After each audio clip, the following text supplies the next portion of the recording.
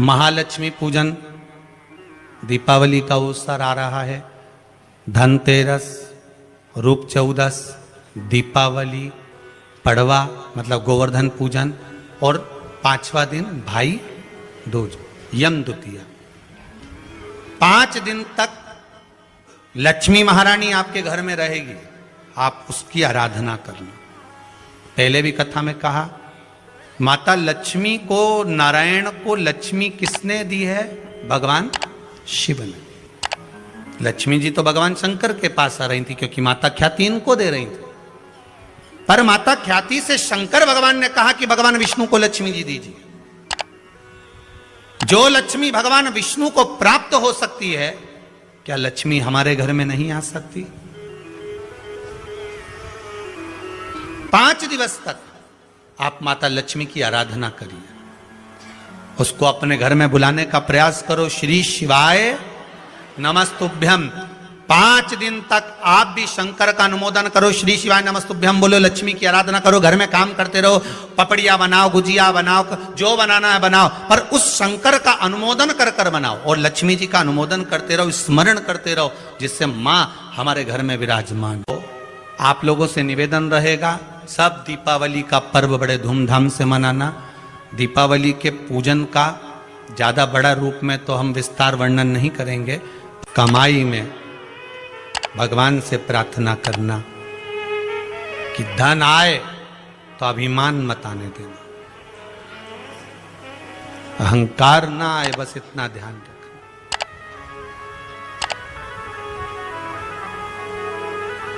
लाल चंदन का जो जल होता है, ये व्यक्ति के जीवन में जो धन कहीं रुक गया, अटक गया, नहीं दे रहा, बेलपत्री के वृक्ष के नीचे, जड़ के नीचे सींचन करने से वो प्राप्त होता है।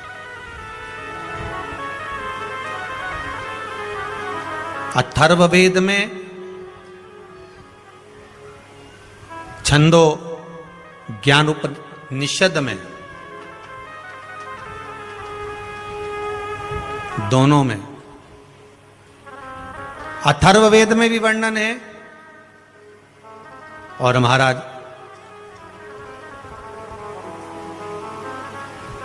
वर्णन किया गया कि पीपल के वृक्ष की जो जड़ होती है, बेलपत्री के वृक्ष की जो जड़ होती है,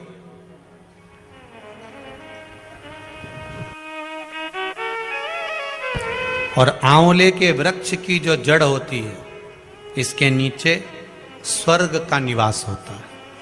किसका निवास है? स्वर्ग का निवास।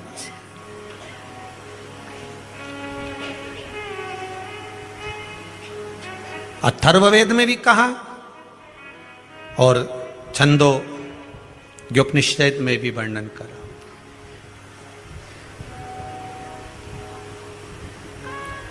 एक पीपल, एक बेलपत्र, एक आंवला, इनके जो जड़ है, वो जड़ के नीचे स्वर्ग का निवास।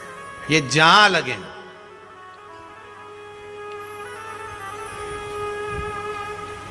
बस एक बात का ध्यान रखिए उसके लिए,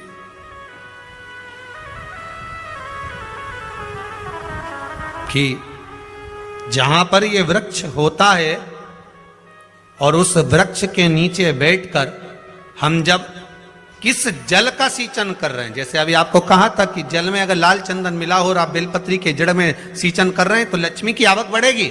कहीं पैसा अपना अटक गया, नहीं आ रहा, आएगा।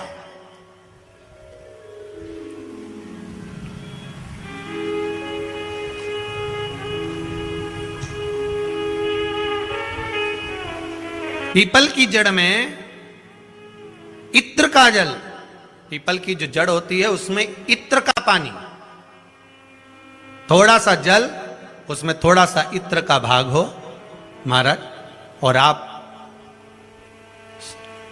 भगवान पीपल देव, पिपलेश्वर महादेव का स्मरण कर कर पीपल की जड़ में अगर जल चढ़ा रहे हैं, और मान लो शरीर में कोई कष्ट हो गया है, शरीर में कोई रोग हो गया है, कोई मालूम पड़े ये हाथ 4 दिन से दुख रहा है, या 4 दिन से ये नस दब गई है, या ये कमर दब रही है, तो आप 2-4 दिन कर देखो।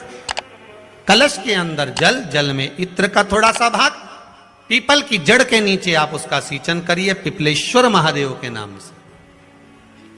उस जल को थोड़ा सा भाग लेकर आ जाओ उसी में से जो चढ़ाया है, और उस स्थान पर जहां कष्ट है उसको लगाना प्रारंभ करिए। 2 दिन 3 दिन कर देखो। प्रैक्टिकल करने में क्या जाता है? सीवर वाला महाराज झूठ बोल रहा हो तो प्रैक्टिकल करने में क्या जाए, अपना करते रहो। जिन जिन ने प्रैक्टिकल करे उनका रिजल्ट यहां सामने है, जिन जिन ने करे। और अभी और पत्र देगा पढ़ने के लिए, हो अभी कहीं का भजन आएगा जब देख लेंगे। करते रहो। तीसरा, महाराज आंवले के वृक्ष की जड़। आंवले के वृक्ष की जो जड़ होती है, इसके नीचे शिव महापुराण की कथा कहती है, विष्णु पुराण कहती है, स्कंद पुराण कहती है महाराज कि भगवान नारायण स्वयं इस जड़ के नीचे अपना विश्राम करते हैं महाराज। इस जड़ के नीचे प्रयास करो। 1 चुटकी हल्दी, कितनी? मात्र 1 चुटकी हल्दी। आंवले के वृक्ष के नीचे भगवान हरि हर महादेव, कौन से महादेव हैं? हरि हर महादेव के नाम से रखकर उस पर पूर्व मुख कर, पूर्व की ओर मुख कर जल समर्पित करना प्रारंभ कर दीजिए। आप अगर प्रयास करेंगे शुक्रवार की शुक्रवार करें, या नवमी की नवमी करें, अष्टमी की अष्टमी करें, प्रदोष की प्रदोष कर लें, सोमवार की सोमवार कर लें, तो आंवले की जड़ के नीचे अगर हमने हल्दी रखकर जल का भाग समर्पित करा है पूर्वभिमुख होकर, तो अगर व्यापार नहीं चल रहा है, 1 हफ्ता हो गया बैठे हुए हो, कोई ग्राहकी नहीं है, तो 1 बार करो, दूसरी बार करने जाओगे तो आप अपने आप दौड़ कर जाओगे कि मेरा 1 हफ्ते से व्यापार अच्छा चल रहा है। आप दूसरी बार करोगे तो आपको ये ज्ञान उपदेश ये प्राप्त हो जाएगा, अपने आप रिजल्ट सामने आएगा कि हाँ, हमने आंवले के वृक्ष के नीचे हल्दी को समर्पित करा था, और उसको चढ़ाने के बाद हमने जो जल चढ़ाया है उसका फल हमको प्राप्त हुआ, उसका फल हमें मिला है।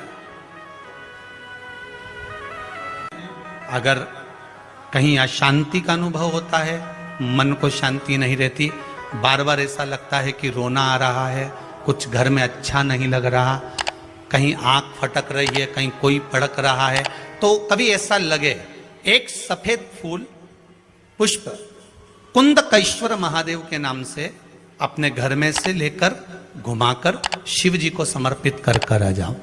वापिस आओगे ना तो रुआसा सा मन होगा, ना मन में अशांति होगी। इतना पावर बाबा दे देंगे कुंदकेश्वर महादेव कि आपको खुद अनुभव हो जाएगा।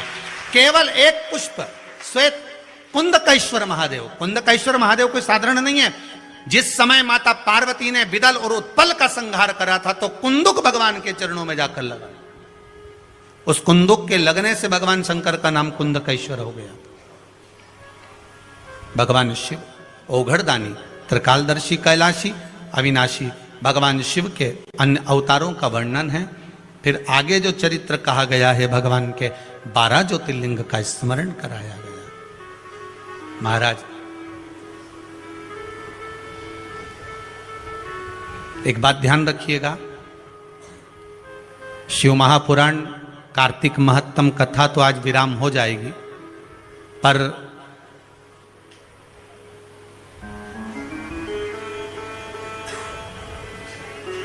महालक्ष्मी पूजन, दीपावली का अवसर आ रहा है, धनतेरस, रूप चौदस, दीपावली, पड़वा मतलब गोवर्धन पूजन, और उसका फल हमें मिलेगा। कोई भी क्रम करे, हम फिर कहेंगे, फिर निवेदन करेंगे, कुआं खोदो, एक जगह खोदो, पानी निकलेगा। कभी यहां भटक गए, कभी वहां भटक गए, थोड़े दिन यहां आ गए, थोड़े दिन कहीं दूसरी जगह चले गए, फिर तीसरी जगह चले गए, चौथी जगह चले गए, भटक रहे। अब बाबा से विनती करना, अब नहीं भटकूंगी चाहे कुछ भी हो जाए। बहुत भटक ली, सारी दुनिया में जाकर घूमी आई, सबसे निवेदन कर कर आ गई, अब मेरे बस की नहीं बची, अब तो तेरा दरबार है और तेरा भजन है, इसके सिवाय कुछ नहीं करूं। श्री शिवाय नमस्तुभ्यं, श्री शिवाय नमस्तुभ्यं, श्री शिवाय नमस्तुभ्यं, श्री शिवाय नमस्तुभ्यं, इसके सिवाय कुछ नहीं करो।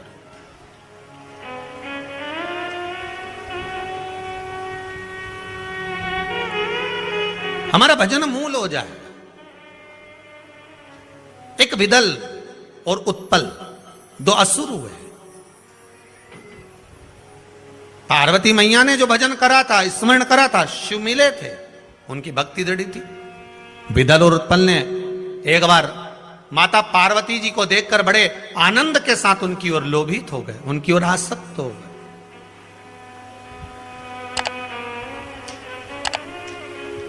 जो जो राक्षस, जो जो असुर भगवान की ओर लोभित हुआ, भगवान ने उसका कल्याण कर दिया। दुनिया के लोग संसार को देखकर लोभित होते हैं, ये कितनी सुंदर है, वो कितना सुंदर है, वो ऐसा है, वो वैसा है। हम काया देख रहे हैं, केवल शरीर देखा।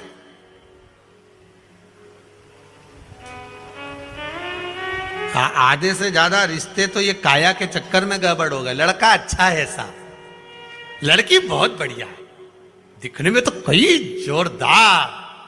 अब पहले का समय, आज का समय, पहले के जमाने में सूरत नहीं देखते थे, चरण देखते थे। आज के जमाने में चरण नहीं देखते, सूरत देखते। फिर वही वाली बात आ गई, किस कलर के कपड़े पहनूं कि भगवान मुझे मिल जाए। शिव महापुराण की कथा कहती है, कपड़ा बदलने से परमात्मा नहीं मिलता, कलेजा बदलने से भगवान तुम्हारे सामने आकर खड़ा हो जाता है। कलेजा बदलना है।